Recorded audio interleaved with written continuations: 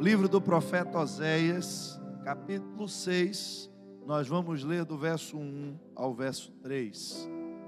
Livro do profeta Oséias, capítulo 6, verso 1 ao verso 3.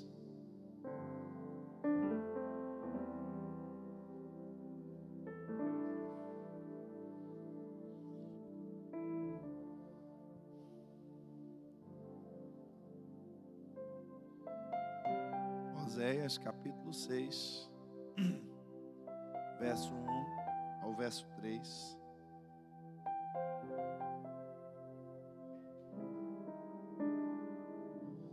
A palavra de Deus diz assim: todos acharam? Ainda tem alguma misericórdia aí? Amém? Marca esse texto na sua Bíblia, deixa marcado, a gente vai caminhar com ele aí. Amém? A palavra de Deus diz assim: venha, voltemos para o Senhor.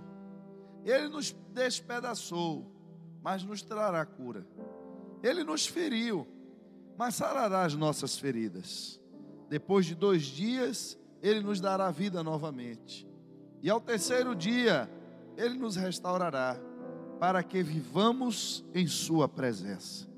Conheçamos o Senhor, mas esforcemo-nos por conhecê-lo, porque tão certo como nasce o sol, ele aparecerá. Virá para nós como as chuvas de inverno e como as chuvas de primavera que regam a terra. Feche seus olhos. Deus, estamos aqui, Pai, na tua casa nessa noite, porque cremos, Senhor, na tua presença real neste lugar. Cremos, Senhor, que o Senhor tem sido um Deus bom, um Deus, meu Pai, que tem ouvido as nossas orações, um Deus que tem se manifestado, Senhor, aos teus filhos, e que nessa noite, Pai, o Senhor possa estar nos direcionando, Deus, para o que o Senhor quer conosco durante esse ano. É o que te agradecemos em nome de Jesus. A nossa proposta, apenas, quantos aqui não estavam ontem à noite? Só para eu saber. Amém, amém. Eu vou trazer só para vocês um pouquinho do que Deus colocou no meu coração ontem à noite, para eu entrar propriamente na continuação, porque estamos na mesma caminhada. Um dia eu estava saindo aqui da igreja e no caminho me veio na mente uma expressão: recomeçar do ápice. E eu fiquei confuso com aquela expressão, porque quando falamos em recomeço, imaginamos que alguma coisa não deu certo, imaginamos que nós tivemos alguma ruptura, algum projeto que não deu certo, fomos reprovados em alguma coisa, e por isso vamos precisar recomeçar. Mas a proposta do que veio para mim é que muitas vezes, no nível em que nós estamos, nós já atingimos a completude de todas as coisas, já atingimos o máximo de onde nós poderíamos chegar, naquele nível que nós estamos. E de repente, você agora é obrigado a recomeçar de novo. Mas quando você recomeça, você não recomeça do zero. Você recomeça do último estágio mais alto onde você parou. E porque o melhor exemplo que eu tive, e esse exemplo é o exclusivo para vocês que estão aqui nessa noite. Eu não falei dele ontem, mas o exemplo mais exclusivo que me trouxe realmente essa sensação, quando eu disse a vocês que Deus me deu essa revelação, o que eu estava fazendo? O que eu estava fazendo? Olha, tem alguém que está atento aí. Eu estava dirigindo. Irmãos, vocês, quantas marchas normalmente tem um carro? 6, olha, já tem um mais sabido aqui. 5 para frente e 1 para trás. Vamos esquecer essa marcha para trás, né, irmão? Em nome de Jesus. Temos 5 marchas para frente. A primeira marcha, irmãos, ela é a marcha mais forte que o carro tem. É uma engrenagem, não sei quem já andou de bicicleta com marcha, mas tinha uma marcha da bicicleta que você pedalava e quase não saía do lugar. Mas em compensação você podia subir a ladeira mais alta que fosse, naquele ritmozinho devagar ali, mas você não fazia esforço e chegava lá em cima. A primeira marcha do carro ela é uma marcha que ela possibilita exatamente aquela sensação de quando você está na bicicleta, porque você está acelerando, o motor não está pegando tanto peso e consegue subir ladeiras, consegue passar por quebra-molas, consegue romper obstáculos, porque ela é uma marcha que ela é leve, ela não bota muito peso no motor. Então, para você sair do zero, a marcha recomendada é você sair da primeira marcha. E aí você começa a acelerar na primeira. Olha, meu irmão, o carro saiu do lugar, o carro andou. Eu subi a ladeira, passei do quebra-mola. Só que aí de repente você agora ganha a pista e começa a ouvir uma zoada lhe incomodar, porque a marcha era tão leve que o motor agora já está em uma aceleração tão grande e o carro não desenvolve mais, não pega mais outra velocidade. E aí você tem agora que fazer o quê? Trocar. Mas para trocar marcha, você tem que tirar o pé do acelerador. Você não consegue trocar de marcha com o pé no acelerador, consegue? Então você tira o pé do acelerador, aperta a embreagem para liberar as engrenagens da marcha, bota a segunda marcha e volta, recomeça a acelerar. Mas a pergunta é, você recomeça do zero? Você recomeça já na última velocidade que você parou. Mas é um recomeço. E você tem que recomeçar a acelerar tudo de novo. Só que agora em um nível diferente. Quando você chega na quinta marcha, que você começa a acelerar, naquele nível, você chega à plenitude da velocidade que o seu carro tem. A maior velocidade. Só que você tem que entender o que é que você está fazendo e discernir. Porque se você já tentar sair com o seu carro na quinta marcha, o carro não vai nem dar aquele pulinho, né? Que ainda quando é na segunda, ele ainda dá um pulinho assim, buf, e morre. A depender da potência do motor, tem motor que ainda sai na segunda. Mas na quinta marcha, é uma marcha muito pesada. É uma marcha que o motor inerte, o motor parado, ele não tem força para arrastar. Mas quando o carro já está embalado, que você bota, meu irmão, a quinta marcha e senta o pé no acelerador, você chega a ver o bico do carro levantar.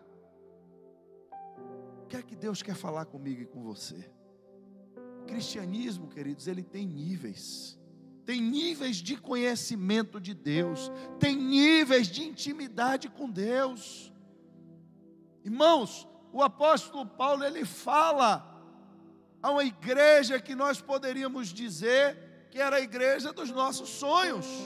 Por que a igreja dos nossos sonhos? Porque nós, seres humanos, gostamos de ver. Irmãos, nós gostamos de ver. Presta atenção, vou te dar um exemplo. Antigamente o meio de comunicação mais difundido que se tinha era o rádio. Todo mundo ouvia rádio. A Voz do Brasil, né? Pam, pam, parará. Aqui todo mundo já deve ter tido um avô, uma avó que dava, meu irmão, o horário, ouvia a Voz do Brasil. Vou dizer mais. Alguém aqui já teve um tio, já teve alguém que quando dava meio-dia na Rádio Sociedade, para ouvir o quê? Resenha esportiva. Não era isso? A resenha de Djalma Costa Lino, ó, emocionando. Todo mundo já ouvia, irmãos. Quando, preste atenção, a televisão começou a crescer, o rádio foi cada vez ficando para trás. Meu irmão, quando surgiu a internet, hoje você vê alguém com radinho do lado, ouvindo algum programa, é muito difícil. Só os antigos. É muito difícil. Você vê um menino hoje de 10 anos de idade com um radinho do lado, está fazendo o que aí, meu filho? Não estou ouvindo o jogo aqui. É muito difícil, irmãos. Eu estou falando para vocês de características intrínsecas do ser humano. Porque o ser humano, ele é muito mais visual do que auditivo. A gente gosta de ver as coisas. E por que é que eu estou dizendo isso? Porque a gente gosta muitas vezes de estar em um culto em que a gente vê o mover de Deus. A gente vê pessoas sendo curadas. A gente vê pessoas sendo libertas. A gente vê alguém manifestando lá um demônio e sendo expulso. A gente gosta de ver. Só que a gente tem que entender que a fé, ela não vem pelo que a gente, mas pelo que a gente. Então, tem uma igreja, que aí eu disse a vocês, que se fosse para nós julgarmos, diriam, rapaz, eu queria ser dessa igreja. Porque nessa igreja tem uma ordem no culto para saber quem vai profetizar primeiro.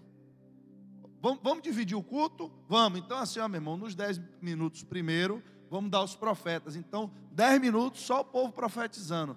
As meia hora seguinte, só para oração de cura. E aí aleijado levantando, ia não sei o quê. E daqui a pouco... Meu irmão, você já pensou uma igreja dessa? A manifestação de todos os dons em um culto só. Eu acho que o culto ia ter que começar às 7 da manhã e terminar às 10 da noite. Porque daqui que cada dom desse se manifeste e produz efeito. Só que aí você vê o apóstolo Paulo chegar e dizer, olha, vocês estão vendo demais, mas estão ouvindo de menos. Porque eu queria falar para vocês, já como adultos espirituais, mas estou vendo que vocês ainda são como crianças, ainda estão como meninos.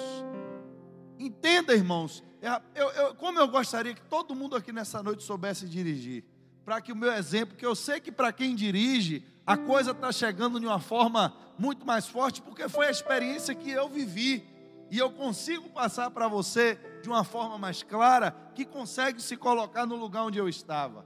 Irmão, tem hora que a marcha está fazendo zoada demais. Você está acelerando, está com a potência toda ali do motor, e está fazendo meio mundo de barulho. Mas você não está botando a velocidade que deveria. E tem gente que gosta de fazer barulho. Tem gente que acorda de manhã e sai aqui rasgando nessa rua aqui, na primeira marcha, só para todo mundo ouvir o motor dele roncar. Não tem velocidade, mas tem barulho. Por quê, irmãos? Porque ele ainda não passou o nível. O barulho começa ali porque já chegou o tempo de mudar o nível. Porque quando você muda o nível, você vai enfrentar problemas diferentes. Quando você está dirigindo muitas vezes numa estrada a 130, 140, 150 km por hora, você não está ouvindo nada. Você não ouve nem o motor mais, mas o seu nível de atenção e concentração é outro. Porque você sabe que qualquer deslize ali acaba com tudo. E tem gente que não quer passar de nível, porque tem gente que gosta do barulho, que gosta da zoada. Irmãos, o barulho é necessário, a zoada é necessária, porque é necessário que você viva cada etapa da vida cristã. Mas você tem que entender que o fato de você ter visto um milagre, o fato de você ter recebido um milagre, o fato de você ter visto alguém ser curado, irmão, isso não vai te sustentar no dia da angústia, no dia da batalha, no dia, meu irmão, em que Satanás vier contra você. Irmão, o que você vê não é suficiente para lhe sustentar. Mas a igreja daquele irmão não estava tão cheio do poder e fazendo, era, meu irmão. Mas ninguém foi salvo pelo que viu. Eu não lembro quantos estavam aqui no dia que meu pai pregou. Ele falou um negócio, eu nunca tinha ouvido ele falar aquilo. Deu até vontade de ouvir mais ele pregar. Ele falando da vida de Jó, rapaz, aquilo foi algo tão impactante na minha vida. Jó viveu tudo o que viveu, não negou a Deus em momento nenhum, não atribuiu culpa nenhuma a Deus, passou por toda aquela prova, e Jó só conhecia Deus de ouvir falar. Rapaz, aquilo, sabe, me impactou de alguma forma, porque o nível de revelação, o nível de compreensão, o nível que hoje nós já temos de quem é Deus. Irmãos, se Jó tivesse o conhecimento que a gente tinha, eu acho que Jó tinha sido igual a Enoque, tinha sido arrebatado e não tinha ficado na terra, não. Porque ele só conhecia Deus de ouvir falar. É como se até aquele dia Jó nunca tivesse tido nenhuma experiência real com Deus. É como se Deus nunca tivesse se manifestado de nenhuma outra forma para Jó. Porque é isso que ele exprime no final. Eu nunca tinha visto o Senhor, nunca tinha visto nada acontecer. Tudo que eu sabia sobre o Senhor era de ouvir falar, da boca dos outros ainda. A gente está entrando, irmãos, em um nível que a proposta do profeta Oséias é: venham, voltemos para o Senhor. E aqui o voltemos para o Senhor é exatamente o que eu falei tudo até agora, porque eu não quero que você entenda que eu estou pregando aqui para quem está desviado. Eu não estou pregando aqui para quem está com vida afastada para Deus. Não é essa a proposta para esse ano. Mas quando diz voltemos para o Senhor, a gente sempre acha que está falando para o bêbado, está falando para o drogado. Não, irmão, preste atenção. Aqui a palavra é para o povo de Deus. Vamos recomeçar, irmãos. É um novo ano. Não, pastor, o senhor não entendeu, não. Eu já concluí o ensino médio. É ou não é? Concluí. O senhor não sabe a minha vida, o senhor não sabe a minha história. Eu comecei no alfabetização. Não, minha mãe me botou na escola, antes do alfabetização, no Jardim 1. Fiz Jardim 1, fiz Jardim 2, fiz alfabetização, fiz primeira série, e vai me contar a sua vida toda. Já tem outros aqui que, se eu for parar para conversar, o cara vai dizer: não, pastor, eu fiz um supletivo aí, mas também consegui concluir o ensino médio. Irmão, se você tem um certificado de conclusão do ensino médio, se você fez supletivo, se você fez Jardim 1, se você estudou em colégio público, se você estudou em colégio particular, dá tudo no mesmo, não dá? O conhecimento que você tem é outra história. Eu estou dizendo de documentos. Se você for participar de um concurso e pedir: eu só quero certificado de conclusão do ensino médio, alguém vai lhe perguntar onde você estudou? Vai lhe perguntar se seu professor ia para a aula ou a prova era fácil ou era difícil? Agora, as mesmas pessoas que concluíram o ensino médio, tem gente que adquiriu um conhecimento maior do que outro. Tem ou não tem? A igreja é a mesma coisa. Tem gente que aceitou Jesus criança, então fez o Jardim 1, fez o Jardim 2, passou do EBD dos jovens, passou do EBD do adolescente, né? Você foi reprovado, Fedor? Passou pelo ministério de jovens, chegou na igreja, e aí começou o tempo de busca de Deus, começou o negócio de subir monte, desce monte, aí ora, e virou o pentecostal da igreja, depois já deu uma acalmada, depois já botou a coisa mais no lugar. Tem gente que já passou por todo esse processo aí. Teve outro que se converteu ontem, entrou ali na porta aqui. Meu irmão, você tem quantos anos? Já tenho 30, meu irmão. Qual é o nível de escolaridade? Eu abandonei na 4ª série, então vou fazer um supletivo aqui. 1 ano, o cara aprende tudo e já está no mesmo nível que o outro. Aí a gente chega agora no ponto de decisão. Já concluiu o ensino médio? Já. Vamos recomeçar o estudo? Vamos recomeçar os estudos? A sensação é: vou voltar para a alfabetização de novo? Vou voltar para o primário de novo? Irmão, quando eu estou lhe chamando para recomeçar a estudar, eu não estou lhe dizendo que você vai recomeçar do nível anterior. Você não vai recomeçar a estudar do zero. Você não vai aprender a ler e escrever de novo, porque você já tem uma bagagem que você adquiriu até hoje. Só que o problema é que tem muita gente que está só com o certificado do ensino médio, achando que já conquistou muita coisa e parou de buscar o Senhor, parou de estudar. E aí vem agora a palavra de Deus: voltemos para o Senhor. Meu irmão, isso não é para novo convertido, isso não é para quem está bebendo, isso não é para quem está vivendo vida promíscua. Pode ser também, mas é principalmente para você que parou na sua caminhada da vida cristã, que não avançou mais, que anda dando carteirada aí com certificado de nível médio. Irmão, na faculdade de Deus não tem limite de aprendizado. O dia que você atingir a plenitude, meu irmão, se prepara que aí Deus vai te levar. Mas enquanto você estiver aqui, ainda tem um nível esperando para você avançar. Ainda vai ter algo de Deus para você fazer. Ainda vai ter algo de Deus para você aprender. Mas não volta a aprender do zero. É do nível mais alto aonde você estava.